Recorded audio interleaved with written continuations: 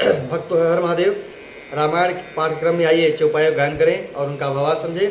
पिछले भाग में हमने देखा और सुना कि विश्वामित्र जी श्री रामचंद्र जी को अपने आश्रम से लेकर जनकपुरी की ओर प्रस्थान करते हैं। वहाँ पर धनुष यज्ञ का आयोजन हुआ है, जिसके लिए उन्हें निमंत्रित किया गया है।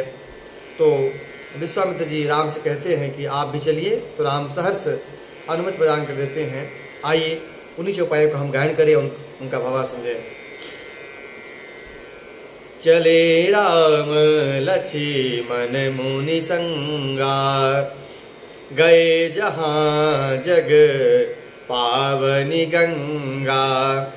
गाधी सुनु सब कथा सुनाई, जही प्रकार सुर सरी मह आई।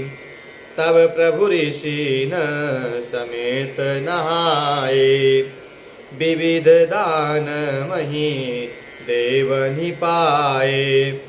हरसि चले मुनि वृंद सहाया, बेगी विदेह नगर नियराया। तब प्रभु श्री रामचंद्र जी बिन विश्वामित्र जी के साथ चलते हैं और साथ में लक्ष्मण जी हैं और वहाँ पहुँचते हैं जहाँ गंगा जी हैं।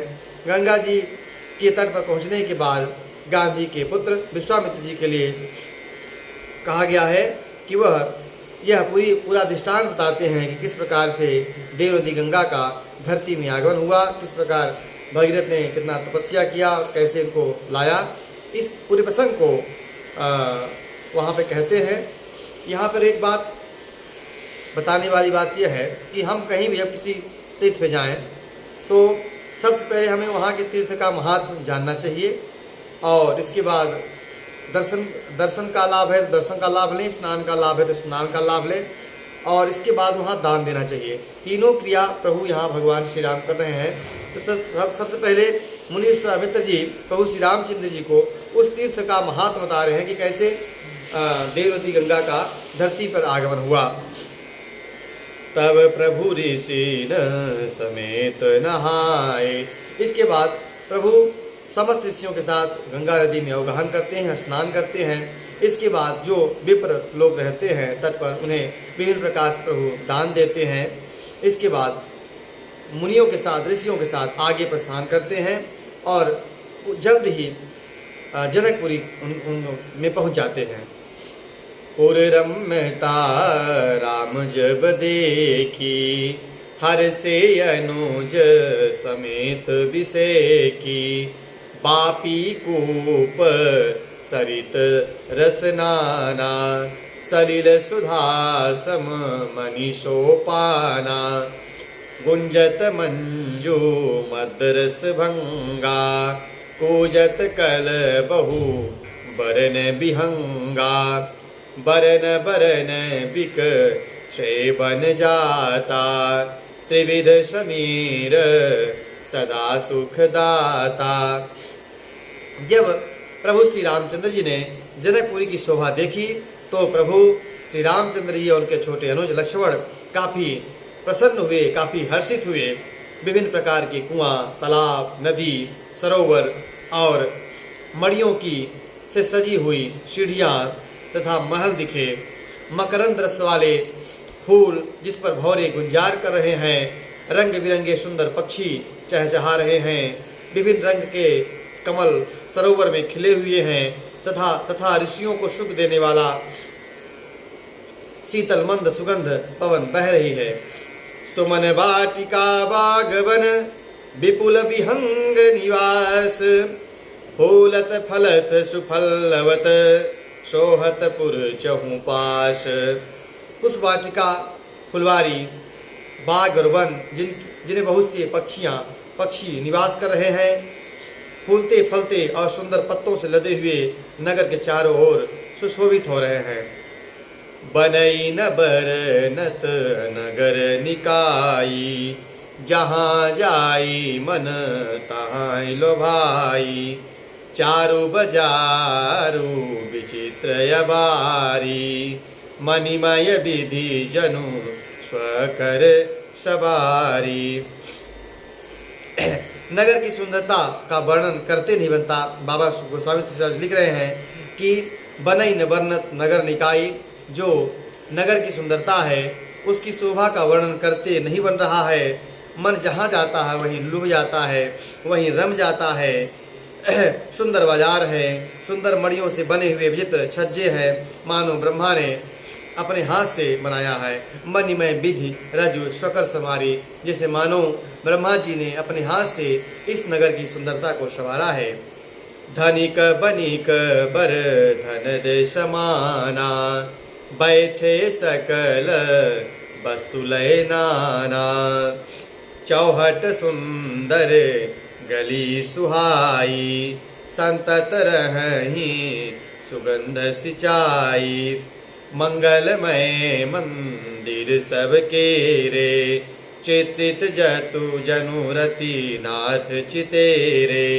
पुर नर नारी सुभग सुचि संता, धर्मशील ज्ञानी गुणवंता। बाबा गोस्वामी तुलसीदास लिखते हैं कि कुबेर के समान श्रेष्ठ धनी विभिन्न प्रकार के सामान को लेकर, वस्तुओं को लेकर दुकान लगाए बैठे हैं। सुंदर चौराहे पर सुंदर गलियां और सुंदर सुगंध से सदा सिंची रहती हैं। सबके मंगलमय भवन हैं, उन पर चित्र कढ़े हुए हैं, जिसे मानो कामदेव ने अपने हाथों से चित्रकारी किया है। नगर के सभी स्त्री और पुरुष सभी सुंदर हैं और सभी धर्म का आचरण करने वाले हैं। अति अनूप जहाँ जनक निवासो, बिथ कहीं विबुध बिलो की बिलासो। होत चकित चित कोट बिलो की, सकल भुवन सो भाजनुरो की। जहाँ जानकी जी का अत्यंत अनुपम सुंदर निवास महल है, वहाँ की शोभा का वर्णन कौन कर सकता है। कोट राजमहल को देखकर तो चित्र जो है चकित हो जाता है। ऐसा मालूम होता है कि समस्त लोगों की शोभा को घेर रखा है, रोक रखा है। धवल धाम मणिपुर टपट सुगठित नाना भांति, सिय निवास सुंदर सदन शोभा किम कही जात। उज्जवल महलों में अनेक प्रकार के सुंदर रीति से बने हुए मणिजड़ित सोने की जरी के पर्दे लगे हुए हैं और सीता जी के रहने के लिए सुंदर महल की शोभा का वर्णन किया ही कैसे जा सकता है। सुभग द्वार सब कुलिस कपाटा, भूप भीर नट मागत भाटा। बनी विशाल बाजी गजशाला, हय गय रथ संकुल सब काला। पुर सचिव से नप बहु तेरे, निपगिह सरिस सदन सब केरे। पुर बाहिर सर सरित समीपा, उतरे जह तह विपुल महीपा। बाबा गोस्वामी तुलसीदास जी जनकपुरी की शोभा का वर्णन करते हुए कहते हैं कि राजमहल के दरवाजे पर सुंदर फाटक लगे हुए हैं, जिसमें वज्र के किवाड़ लगे हैं, जो कि मजबूत हीरों से चमकते हुए दिखाई दे रहे हैं।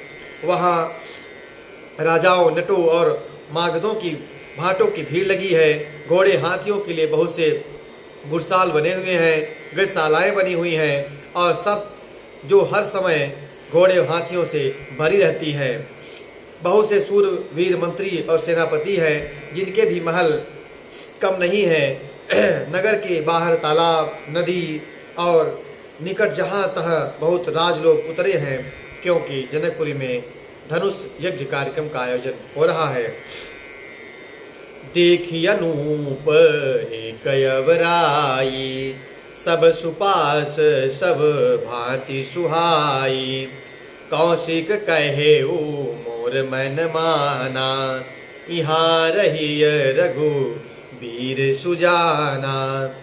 भले ही नाथ कही कृपा निकेता, उतरे तह मिन मुनि वृंद समेता। विश्वामित्र महामुनि आए, समाचार मिथिलापति पाए। आमों का एक अनुपम बगीचा देखकर, सब प्रकार से सुशोभित देखकर बहुत ही सुहावना था। तो विश्वामित्र जी के मन को वो भाया और उन्होंने कहा, हे रघुवीर, हे सुजान, मेरा मन कहता है कि यहीं पर रुका जाए, यहीं रहा जाए।